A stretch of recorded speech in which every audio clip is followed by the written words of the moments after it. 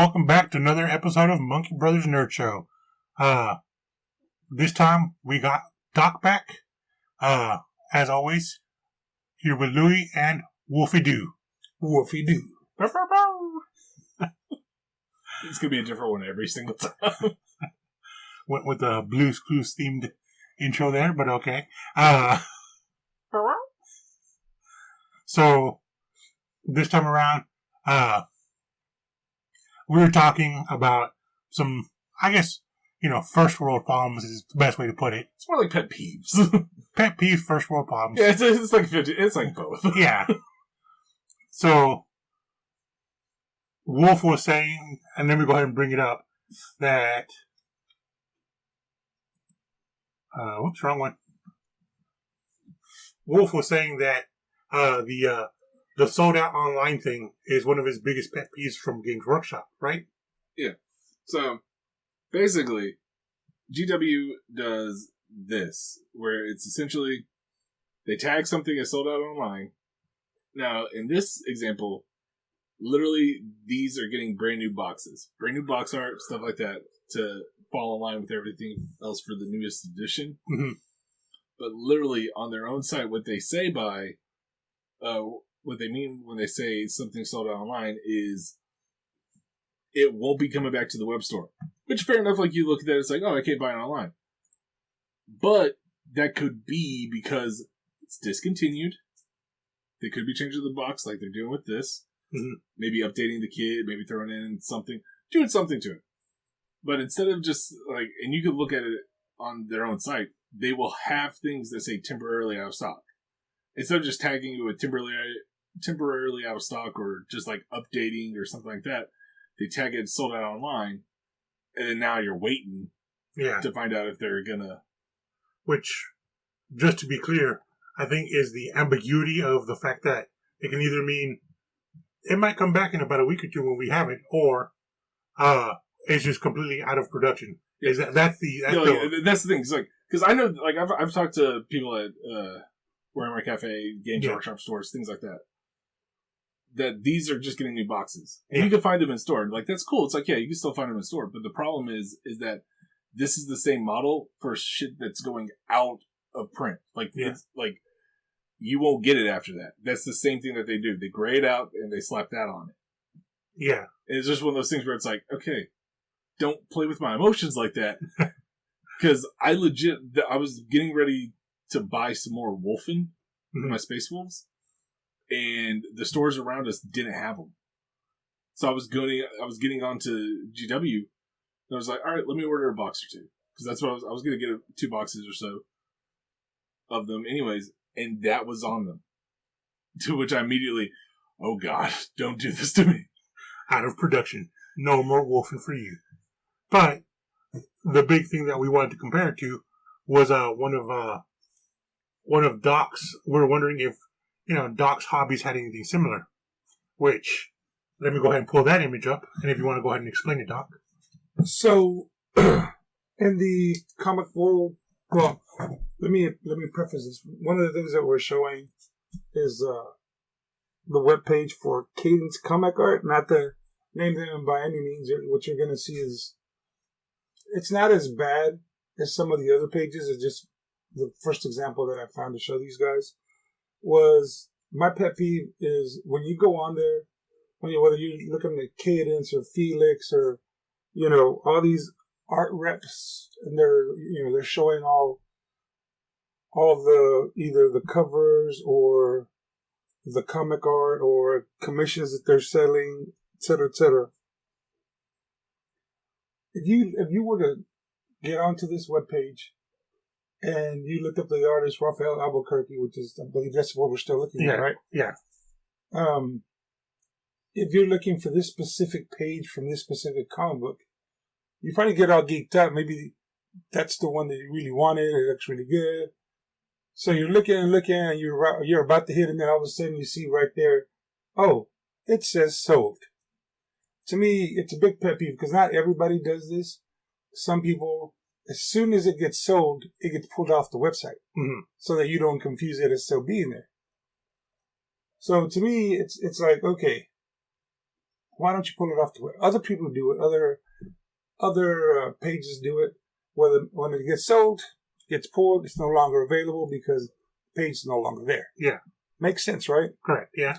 Or more like to what Wolf's saying, I have seen other pages where they say on hold, which means somebody's probably put it on layaway and is paying for it, so it's showing up on hold. Yeah.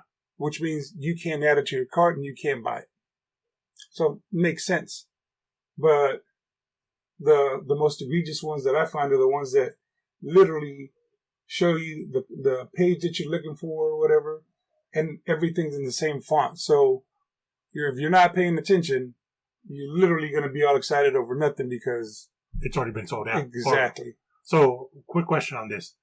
So, and I asked it earlier, and you said that these are actual, like, I guess the prototype before they actually start, it looks like before they start inking? Yeah, so a lot of this, it depends. If the artist does the pencil work and doesn't do the inking, so these are the actual pages to the original comic. Okay. So, and also the inker might have his version of these pages. Yeah. So some people go and collect, from the cover all the way through every page, so. Or their favorite panel. Or they pick their favorite panel or splash page, et cetera, et cetera. Yeah. So right quick. So you're saying that this is something new. So basically, from my understanding, you can get the original prototype that the penciler, the original artist does. You can get, and then I'm assuming that the inker doesn't pretty much ink directly over that, right? Usually, what they do is, well, from my understanding, because of course I'm not one of the artists or anything like that. Yeah. They usually they get copies of this and then they ink right over it. Okay. And then those are their versions. So sometimes, like I said, you can buy. But you can buy the ink version. The inkers, and then of course you can also buy the original pencils. So. So, right quick, and I don't know if you know this. Does the inker also do colors? Or is that somebody goes to somebody else? An artist, depending on who the artist is, can do everything from the pencils, the inking, and maybe sometimes the colors. Okay. But 9 times out of 10, all 3 of those are separate. Okay. Huh. So you could potentially find all 3 of them. Yes. And you can, like say there's Batman 375. Yeah. You literally can find from the cover to the pencils to the inks to all the color work. I mean, literally you can find all of it. Yeah, that's a lot of pages. That's a lot of money. So just... Yeah. Which kind of... But if you have that kind of disposable income, hey... Yeah. If you got it, you got it. Yep. I guarantee you someone out there owns the original pencil, the inker, and the color work to the Batpeen panel. Oh, yeah. Oh, God. I mean, but there are some artists that won't sell their stuff. I know Joe Madureira, Battle Chasers fan, that 90s Image run, Yeah. I know, I don't remember the name of his art reps off the top of my head, but he holds on to a lot of his stuff like it's gold. And then when he releases something, I thought I saw one of his covers for like $10,000. Jesus. Yeah. Jim Lee. If I had the money, I would try to buy as much, like all the Hush covers. Yeah. That would be incredible to me. But going back to last week's episode. Yes. So, but nonetheless, I mean, if you have the money, the disposable income, or you're not married, because that's usually the only way it works. Oh, but you can have fun. Yeah, pretty much. But yeah. So, because we even touched on it a little bit. Like, you weren't out here, Doc, but so GW has Forge World, which is their big site, and they just straight up anything that they are out of production, straight up sold out. Yeah, they just slap it sold out, grayed out like that, sold out. Which we both talked like, see, that's how you do it. You don't throw ambiguity in it. It's like you're not going to have it anymore. Yeah, just I mean, because when you guys told me, I was like, that's the stupidest thing I've ever heard. Because, for one, what am I going to be? I mean, maybe I can understand if, you want people to continuously come back and forth to your website. I mean, if that's what you're going for, I guess. But at the same time, me personally, I would probably just be pissed off and not even think about it. Because you're like, fuck you, dude, I got things to do. Yeah. Me personally, whenever I see stuff like when the Orcs, not the Battle Box came out, but when the new Beast Naga boys came out, when I saw them that they got sold out, I was like, okay, I'll come back. I mean, I knew it wasn't going to be sold out. It wasn't going to come back in stock anytime soon. But I came back about a week or two later, still sold out. I gave up after that. I was like, fuck it. I lost out on it. Oh, well. Yeah, it's just one of those things where it's like, that stuff's either getting updated or not. It's annoying to, like, have to play that emotional come back and forth, yeah. Not even like the back and forth, just that emotional roulette of like, okay. Oh, is it gone permanently? Like, is it gone or is it getting its box? Yeah. Because it's like, before they even tagged it, like, I was talking to somebody out there, because I was looking for a box, and they didn't have them. I was like, we'll get some more in, like, we're getting the new 9th boxes in.